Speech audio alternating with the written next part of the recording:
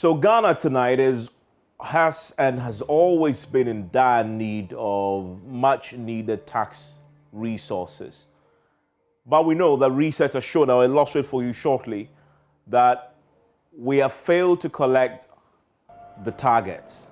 We have failed to meet our revenue obligations as a people, and often in the budget, one of the key challenges is always collecting enough revenue to match what the state wants to spend on roads, schools, water, infrastructure generally.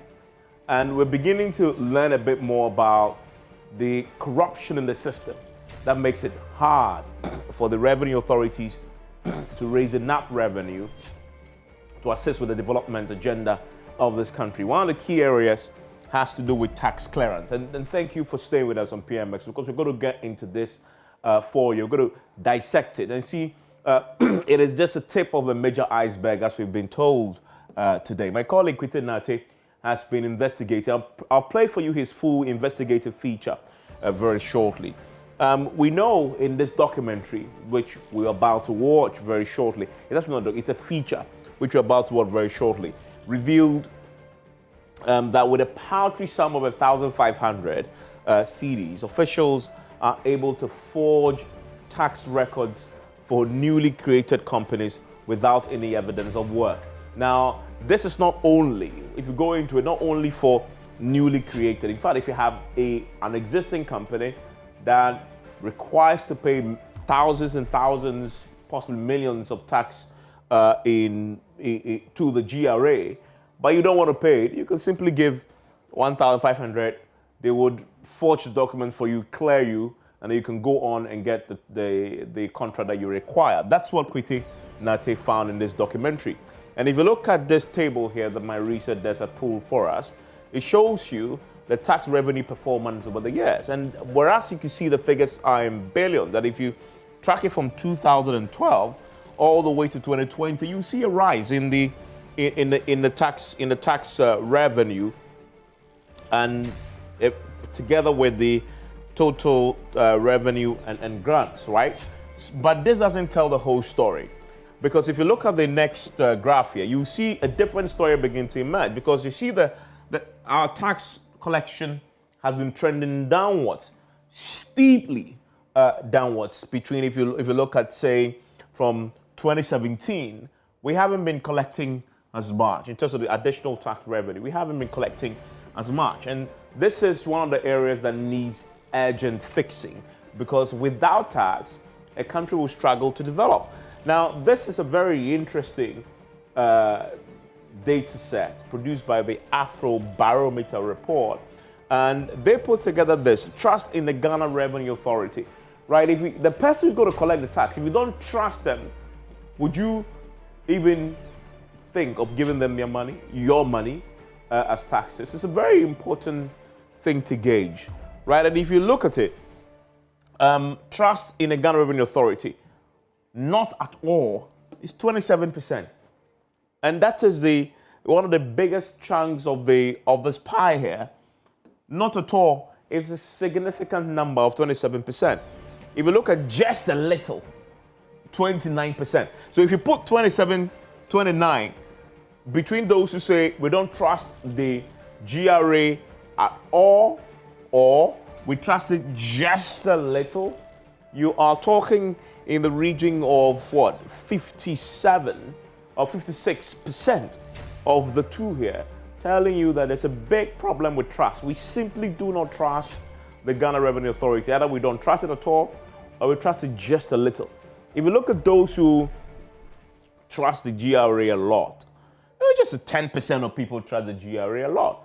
And so that tells you where the problem is. If you don't trust the institution collecting revenue, first of all, paying tax is difficult. Nobody wants to pay tax. But then if you're paying that tax to somebody you do not trust, that is another major disincentive for companies and individuals to want to pay their taxes. And that is clearly what this research shows us, right? And the video we're about to watch also illustrates that very clearly, that my colleague Kwite Nate put together. I want to show you the next table here. That also tells a different story. but same, not positive for the GRA. Perceived corruption amongst tax officials, right? Now, if you take all of them, in other words, the GRA officials who go around collecting the taxes, or those in the offices you go to pay your taxes, they ask you, do you perceive them as being corrupt? A lot of you, 34% say most or all of the GRA officials are corrupt. That is shocking. Most or all of the GRA officials are corrupt, according to this Afrobarometer report in 2019. That is a worrying, number. And then some of them is 51%. That is, again, because we have to put this together. We are in the region of 75% of people, 85% of people believing that the GRA is either all of them, most of them, or some of them are corrupt. That is a shocking statistics for you. And if you look at, do people pay taxes that they owe the government? Often or always is 72%. Of course, if you're asking them that question, most people will tell you they do pay, but we all know in reality, they don't pay their taxes. But that tells you a story, right? Because if you don't trust the people and you believe they are corrupt, will you pay your money to them? It's a simple question. It's a simple logical question. I don't trust them. I believe they are corrupt. Your hard-earned money, will you give it to anybody you believe is corrupt and you don't trust? It's a simple question. It's the reason why the state has always struggled to get people to pay taxes. And if you look at that, difficulty in knowing what government does with taxes. Again, another disincentive. Look at that. Difficult, very difficult. 70% of people that the Afrobarometer surveyed said to them that it is difficult or very difficult to know what government does with our taxes. If you can't link your tax to something tangible, that is a disincentive. And that tells the story, again, of why people may not be in a position to pay their tax. Now, this is another shocking table, shocking graph here to appreciate. Difficulty in knowing what taxes to pay, right? And if you look at this huge segment here, the 61%, difficult or very difficult to know what taxes to pay. So the GRA says, pay your taxes. Meanwhile, they have made it so difficult for people to know what taxes to pay, right? And a lot of people who want to pay their tax say it is difficult or very difficult. And so it is a key thing, discourage people from paying their taxes. If you don't know what tax to pay, how do you even begin to pay? And so the question about simplifying it all becomes important. Are taxes too high or too low? I find this interesting because if you look at it, right amount, right? 35%, that the majority of people say we are paying the right amount of taxes. This is in 2019, so this may have changed in the back of the recent new taxes that were announced. But right amount is quite high there. I mean, so that is, if you are a person who want to introduce more taxes, you want to pay attention to this for the people. We have 21% of people saying far too much, right? But I want you to pay attention to the documentary that Kwete Nate had put forward about the fake clearance, because it tells a story that have just illustrated in numbers the corruption that people perceive at the Ghana Revenue Authority. After which, we'll sit down with my guests and have a conversation about this very important subject, without which the free SHS wouldn't be, your child might not benefit, the roads might not be built. This is Kwete Nate's feature. I have received countless information that contractors and business owners fake tax clearance certificates so they can bid for government contracts. So I set out to verify the authenticity of this claim. I began by registering a company called Basket Ports. Barely a week after the company became official, I set out to get a tax clearance certificate, even though my company had no tax record. Before we get into the detail of how I managed to get a forged tax clearance certificate, which could pass off as authentic, the head of Domestic Tax Office, Edward Jamra, explains why a tax clearance certificate is important. Tax clearance certificate is a compliance tool, which is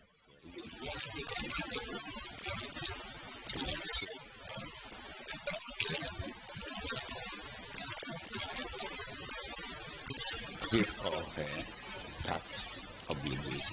With the explanation out of the way, I approached a Ghana Revenue Authority staff who worked with another tax officer at the Agbogloshi GRA office and was asked to pay a sum of 1,500 cedis. I told them I needed a good turnaround tax record, and they secured a tax clearance certificate covering 3 years.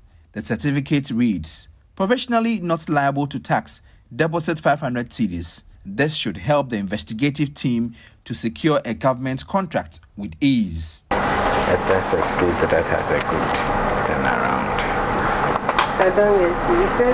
They need a tax certificate that has a history that I've done some job.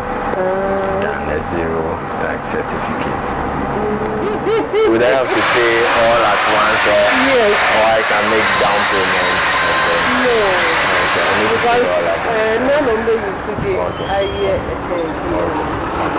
And if I pay, how long will it take for me to pay? And that time it comes. But maybe for next now, I'll week. send it. I'll send it. The office, I'll send it to them. So Then maybe next week at I'll least bring by the money. Monday or Tuesday to be ready. Oh, okay. Then It maybe. will all depend on you. The certificate was prepared within 3 days. Baby, I made a back on. I made you certificate. And then at least my 1,000. Okay. The big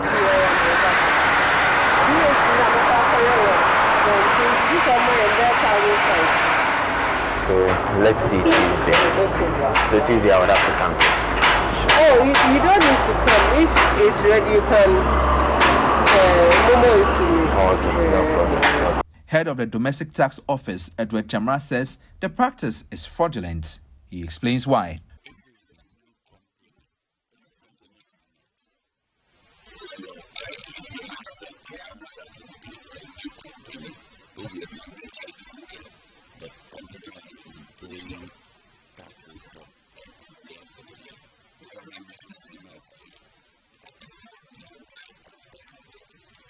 Preliminary investigations by the GRA reveal the tax detail of tax clearance are genuine, but another fact is that they were forged.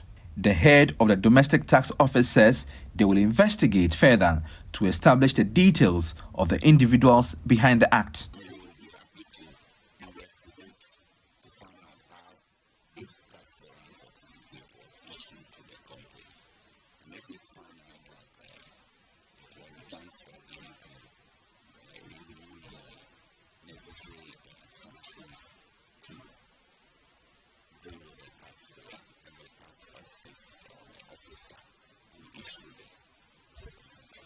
So although I did not qualify for a tax clearance certificate, some GRA staff have helped me circumvent the system and have put me in a good light to bid for a government contract. And other problem too is that now because we are short of certificates, but some of the offices, they have it. Those who work on that schedule.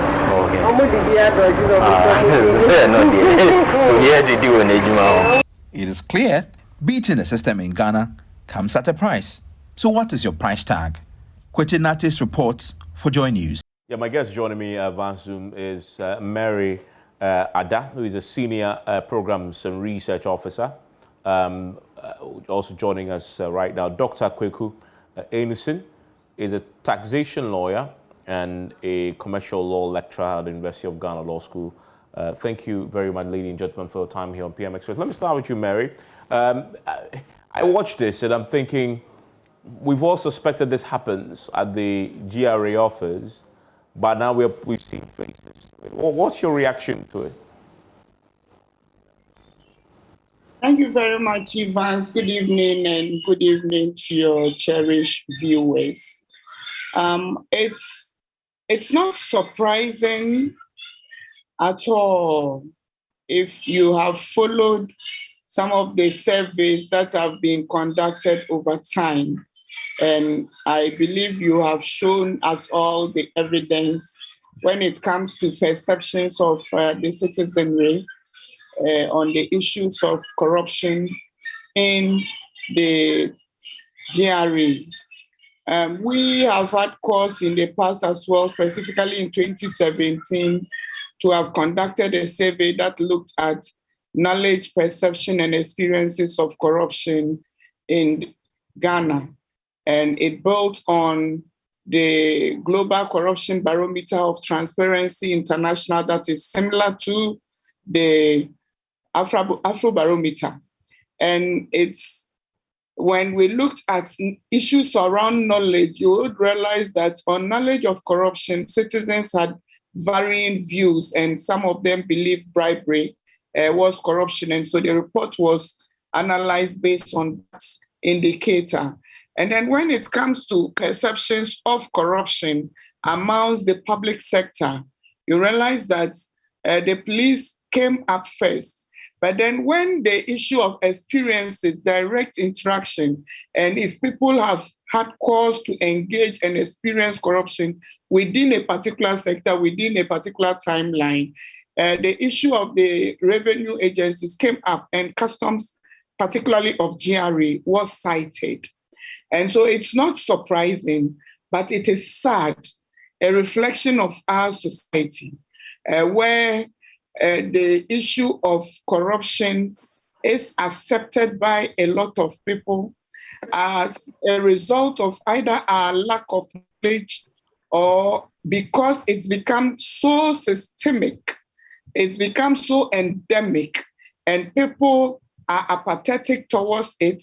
They believe they would not have time to wait for the process, and so would also engage in other dubious arrangements to secure the services they require from our revenue agency to the detriment of the states. If you take a TCC, the tax clearance certificate that is under contention, you don't even have, it's just about 1 Ghana cedis you pay to get it. But then if you look at the process, it makes it difficult for people who want it to perhaps wait. And so if the turnaround time is not respected, then because people do not also have ready avenues to make their complaints or report their issues to, then they are forced to condone the unacceptable behaviors of some public sector officials who are paid to do their work, who are working regulated by conducts which they flout on a daily basis, because ultimately they know the cost of being corrupt is very low. They can get away with it with very minimum sanctions. That is, if any sanctions are meted out at all. So for me, in a summary, I believe that it is what Kwete has uncovered is just a gist of what it is happening within the various agencies, particularly under reference now the GRA.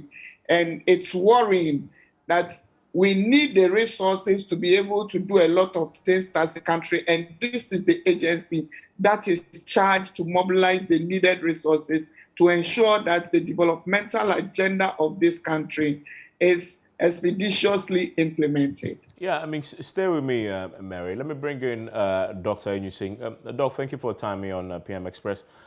So you watched this documentary, and I wonder what your reaction is as a tax lecturer yourself. Well, let me say that it's quite sad, that at a time that the government is trying to show up its, domestic revenue, and for us to see that, government officials are essentially condoning such an illegality, I think it's a shame. And the people that are engaged in these services obviously will have to be brought to book.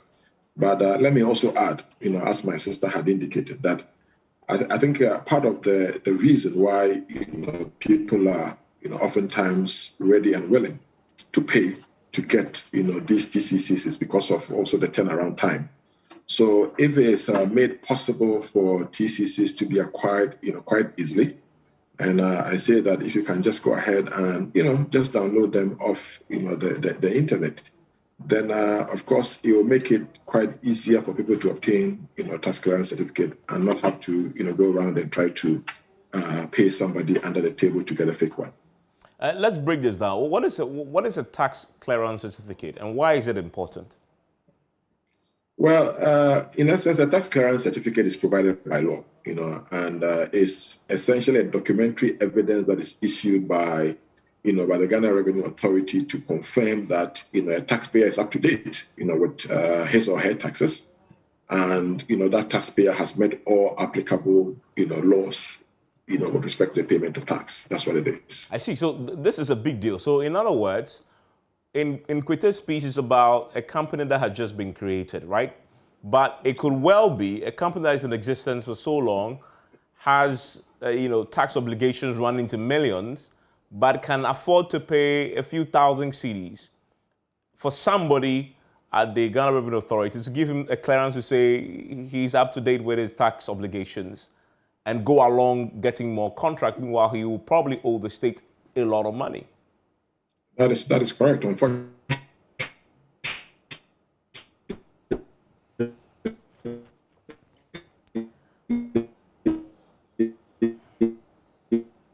hello, Dr. Anderson.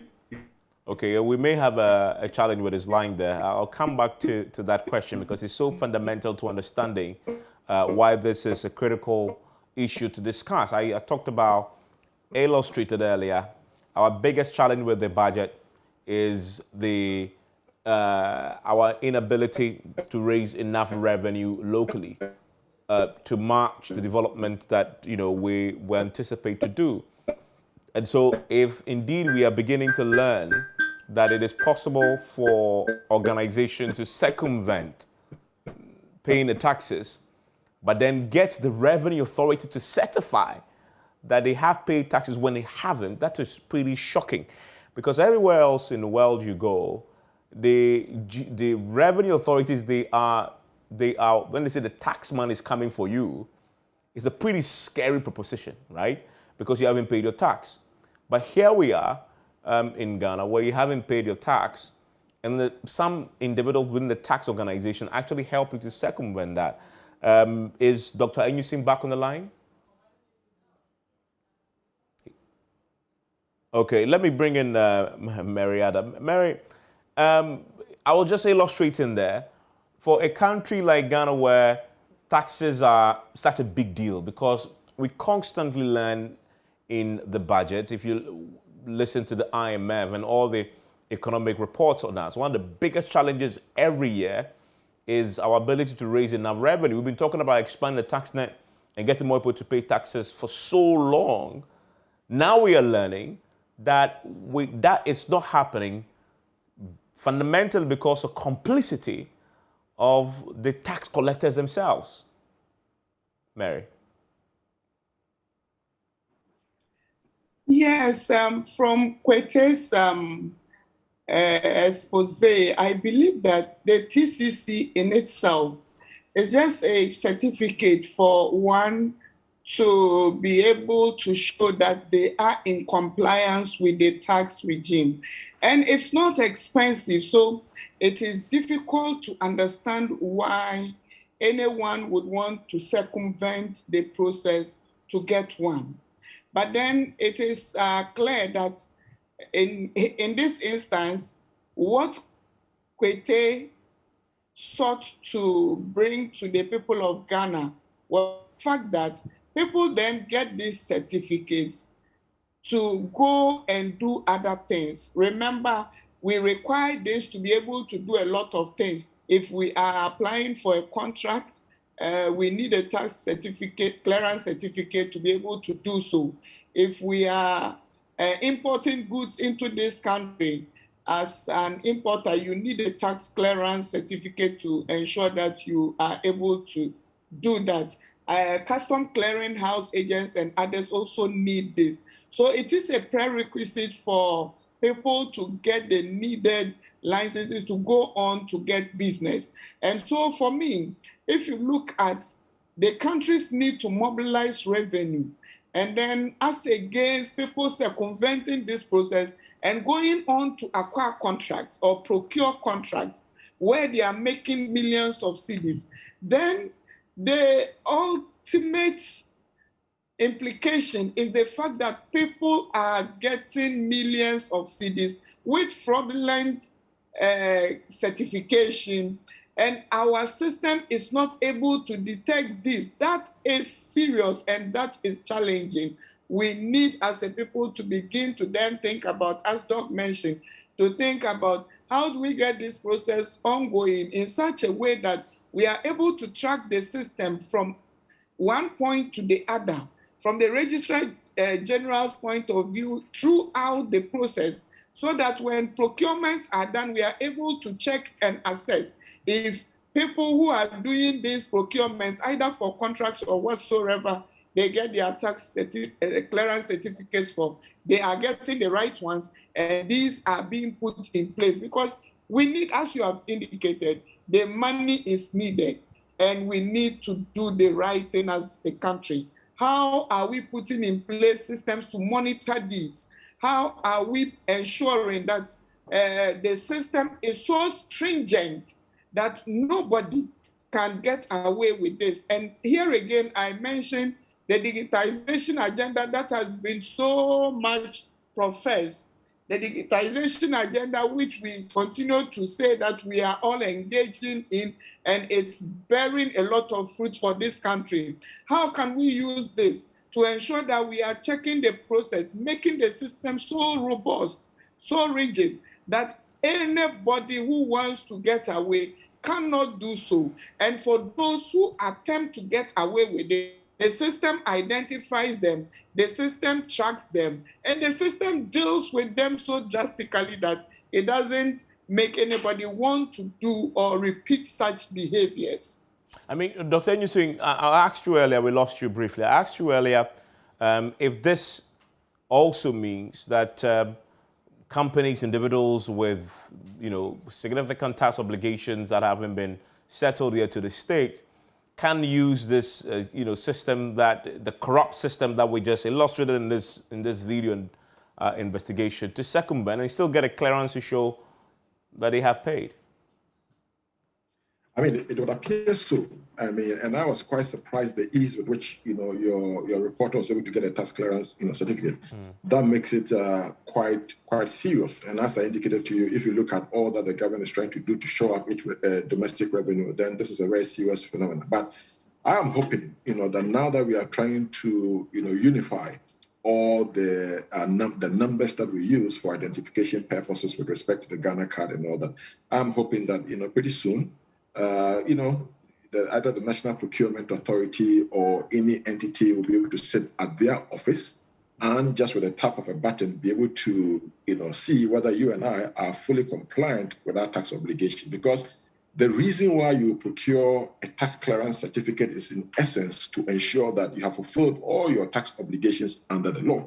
So if the reasons for which you need a tax clearance certificate can easily be verified by the institution that needs it, then there will be absolutely no need for anyone to go and procure a tax clearance certificate. Then in that way, you sit, if it's at the customs clearing office, they sit at their office, and once your Ghana card is known, they put it in the system and they can tell whether you owe taxes or not. If it's a government contract that you need, the same process. And in that way, we eliminate all these processes that people have to go through and all the human element, along, the value chain that obviously, can be corrupted. And in this particular instance, quite shockingly, easily, corrupted by just setting up a company and paying a few, thousand Ghana.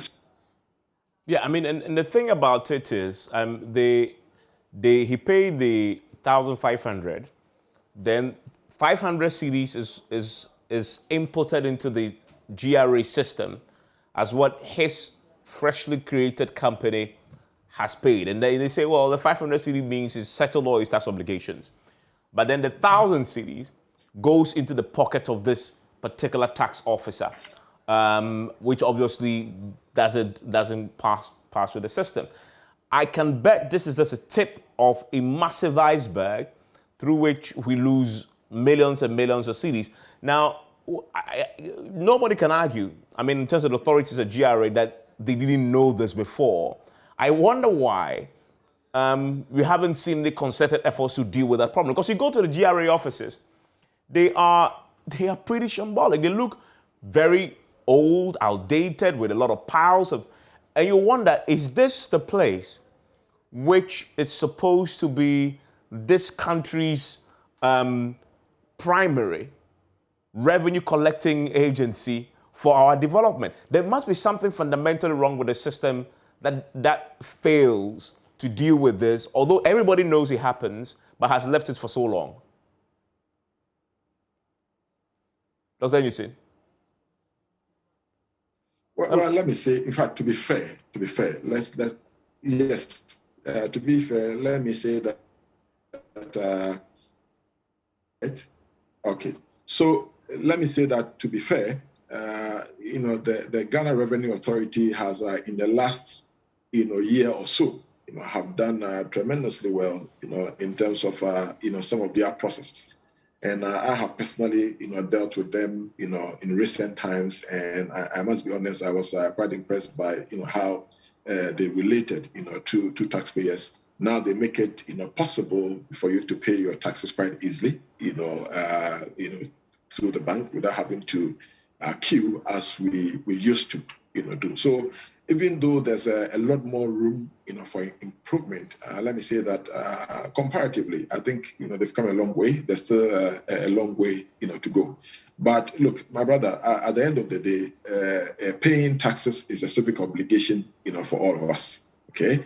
And so sometimes it's also a question of attitude. In the video that you showed, clearly you see people that, want to do everything under the sun to make sure that they dodge, their taxes. So no matter, the kind of system that you put in place, if you also don't have the right kind of attitudes in place, then of course you're going to have a lot of people trying to beat the system at every, stage and time. So of course, is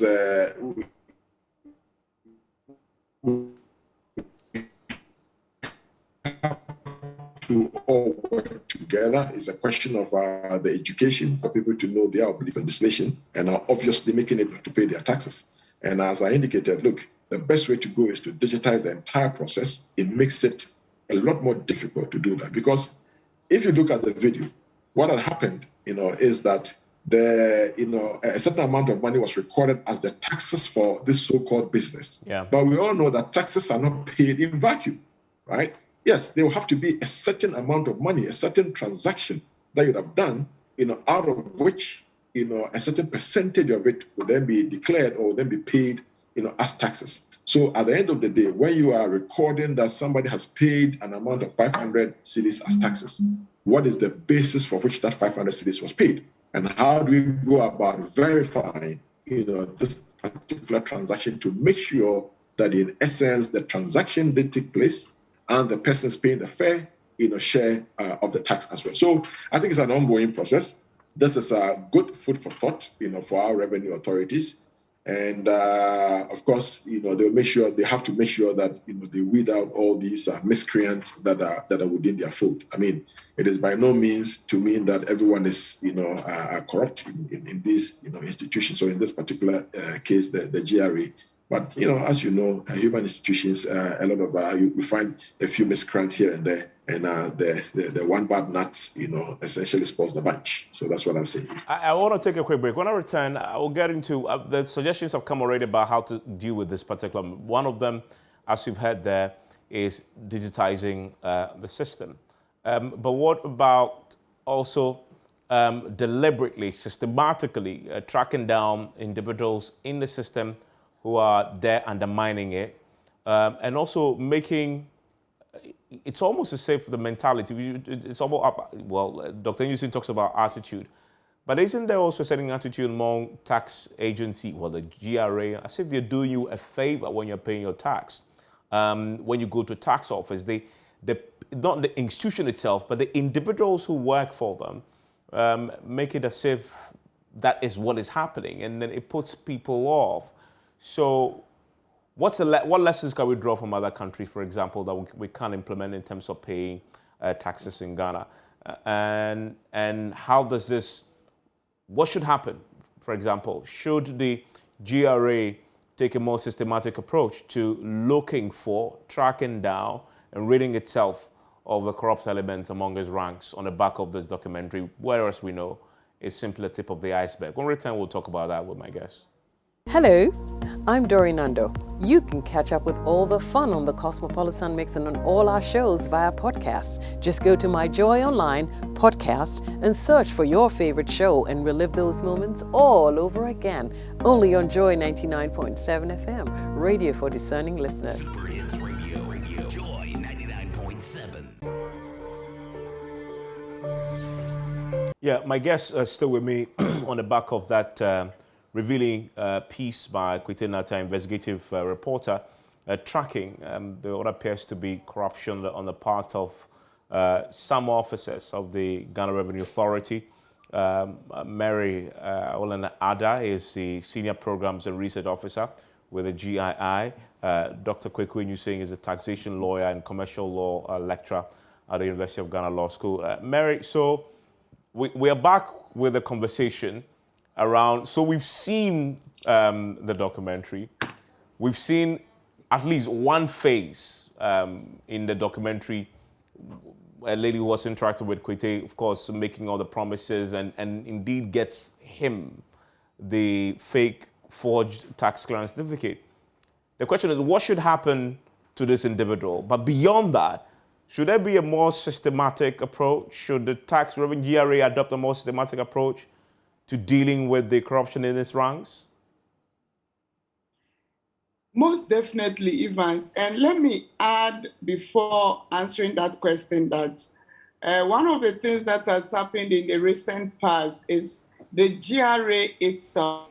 And for us at the Ghana Integrity Initiative, particularly the customs, who have come under some pressure in the past, acknowledging the fact that the perceptions of citizens, which are repeated almost every other study that happens, were actually not in their interest, and they want to work around changing these perceptions. And we've started some work with them, which is going to be replicated for the whole of the Ghana Revenue Authority. And it's going to capture a lot of areas. And it's already ongoing. We have billboards across the country where you realize that the GRA is promoting some of its corruption reporting platforms so that citizens who see corruption, citizens who are affected by corruption, citizens who are not provided with the needed and required services they demand, could go through this process and activate the service charters of the institution to ensure that they get some redress for their complaints. Specifically, and we've also gone through some of the issues around education on mobilizing of taxes, and we've done this jointly across the country, recently in Kumasi, where we talk about some of the new and innovative ideas and frameworks the GRA is putting in place to make payment of taxes easier and to also ensure that compliance is increased. And I can say that these are very good innovative initiatives that would ensure that we are capturing even more people into the tax nets. Going forward for this specific investigation and expose, let me say, we need a comprehensive investigation into the process. Perhaps the GRA has an ethics section that is supposed to be doing this. And so they could be thinking about doing ethics section to do this, ethics and integrity. Oh, goodness. We may have lost Mary there. Do we have Dr. Enyusi on the line? Okay. Do you have Dr. Enyusi on the line? Okay. Hello, Mary. Hello, Mary. Sorry, hello, I lost Evans. you. Yes. I can hear you. Great. Yes, you were making a point. I lost you briefly. Yes. So what I'm saying is that we need a comprehensive investigation into this allegation or this expose that uncovered somebody behaving very unprofessionally. And in the GRA, we have an ethics and integrity unit that is headed by a very senior official who ensures that issues around ethics and integrity are dealt with. Perhaps this is a time for them to even expand that, to bring on board external persons to do a thorough investigation. I'm talking about a thorough investigation because the way, from what the lady said and her narration, you realize that she wasn't perpetuating this on her own. She was sending it to another level to get the tax clearance certificate. And so it means it is beyond just the small unit Kwete visited. It is reflected in a system, and we need a thorough investigation into this to ensure that we promote some integrity and transparency in the process. And another thing that should be done is that people who are culpable, people who are found to be culpable or complicit in this act should be sanctioned and popularly done so that apart from naming and shaming, people would see that this is evidence of people who have done wrong and been sanctioned. It is important that people who are sanctioned are publicized so that others are deterred from wanting to even pursue such behaviors in the future. It is also important that the tax clearance process should be looked at again. I say so because in the way things are going, you realize that people who are not compliant with their tax would want to get away with the system through the back door. And so if you would want to go through the system through the back door, meaning the state is losing a lot of resources from you, and very few people are gaining. So let's see how this can be done, as Doug said, ensuring that somebody with a click of the button goes online, just requests for the certificate. You do not have to go there, and it is posted to you, so that it takes away from the process where people who are not making any contribution or significant contribution to the mobilization of domestic revenue are enjoying the benefits thereof. Okay, I mean, and Dr. Nusing, I will read the CDD Afrobarometer survey report, and it talks about how Ghanaians simply do not trust the tax authorities. One, to keep their money, but also secondly, that they believe, a lot of them believe that the system itself is corrupt. I wonder, just from the, I know you teach this, what are the loopholes? What are the loopholes in the current tax administration that we have in this country that allows, one, for the tax collectors themselves to be corrupt or exploit? Of course, then once you have that, then the taxpayers themselves also become very comfortable doing so.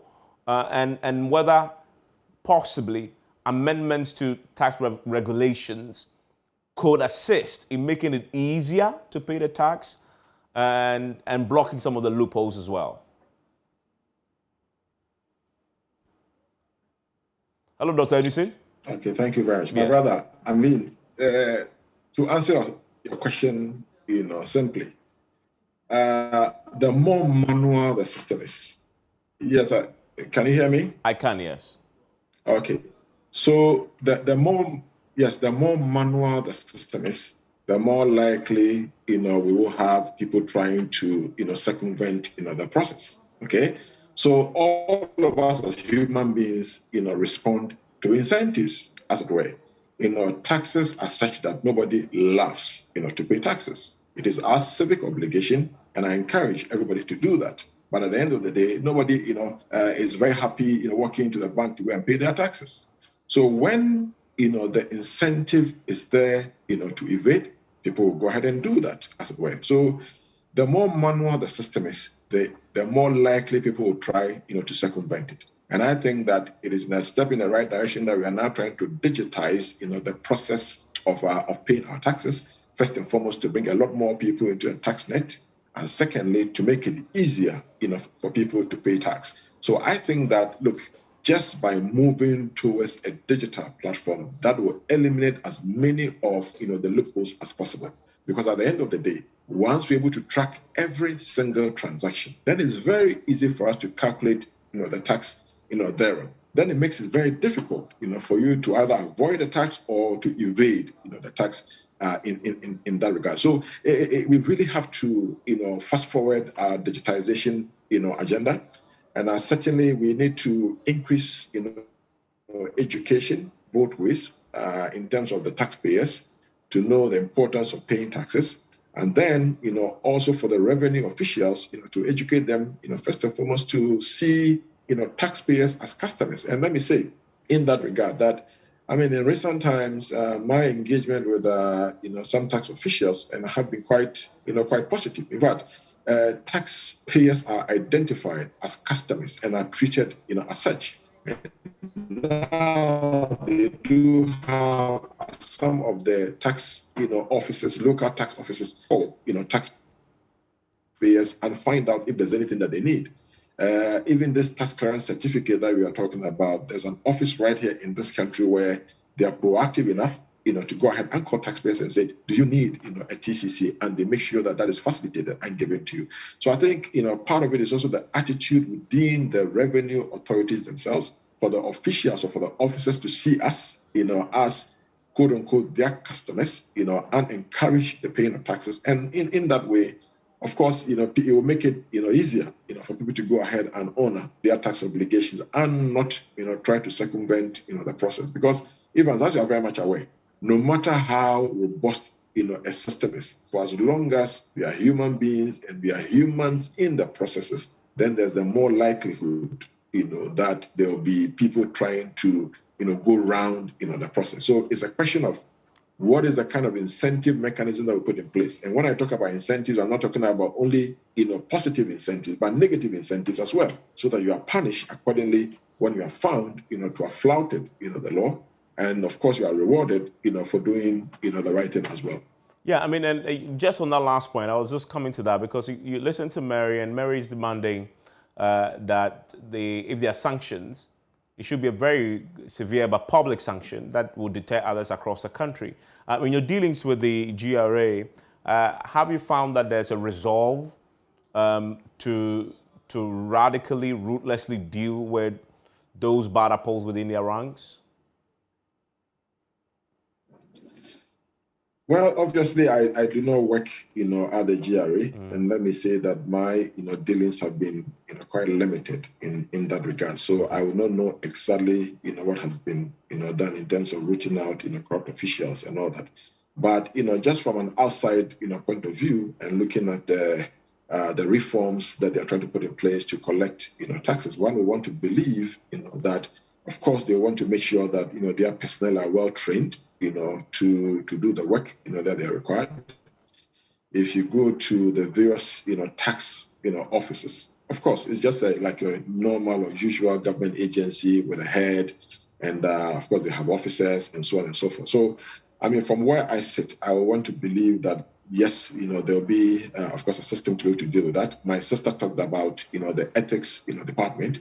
So once they do have an ethics unit, that in itself, will tell us that they see, the issue of ethics, and the issue of getting people to act in the right way to be, something that is of paramount interest for them to create an office, in that direction and put, personnel in there to be able to check, the ethics of their officials and make sure that people are acting, in the right way. Okay.